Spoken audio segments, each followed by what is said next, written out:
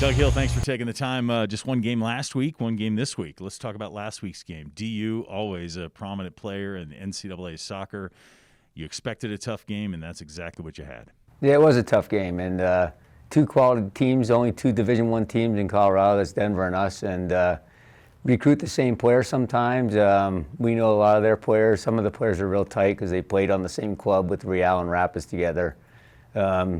I thought it was a back and forth game. I thought both teams, unfortunately, I think it came down to who was going to make that mistake and capitalize on the mistake, and we caused one at the top of the box, and it was a nice set piece on their part, but giving us some credit, I thought we had a good defensive plan. I thought our shape was very good for most of the game, and we had chances to score. Maybe not enough in that match, but I think it was a close game, and I think it'll prepare us for conference play. Yeah, non-conference is over now. If you guys focus on the win-loss record, people might be a little bit down, but it seems to me like your team is getting better and better in each game, despite what that says, right? That's the goal. That's the objective. Everybody needs to start peaking.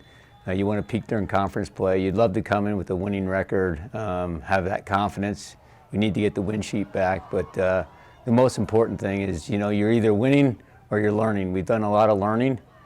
We don't want to keep learning the whole season. We want to start winning. And the key is to try to take care of your home matches for sure. Conference play, there's one objective of every team in the conference. That's to make the conference playoff. And they're only taking 6, and there's 12 teams. So the number one goal is being in the top 6. I think if you can win most of your home games and steal 1 or 2 on the road or tie, you'll make that conference playoff. And this year it's in Grand Canyon. It all starts Saturday. San Jose State comes in here, and this is a Spartan team that might have some lingering memories from the playoff and the tournament last year.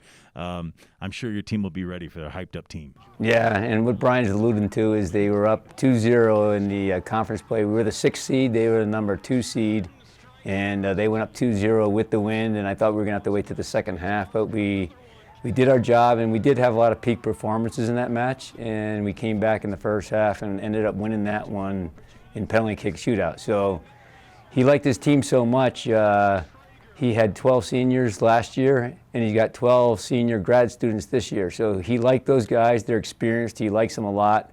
They're a good soccer playing team, and it's going to take everything on our part to, match them here at home turf. Did it help you that you played arguably probably a team just as good in Denver this past weekend?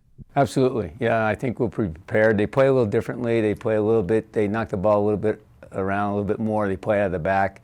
But we looked at the game tape from last year. We'll watch some of their games this year. We'll be prepared, and the key is I think we get London back this weekend, so that'll be a key defensive mid or center back in our lineup, which will only add to our firepower. That's fantastic. Doug Hill, thanks for the time, and good luck this weekend. Okay, thanks, Brian.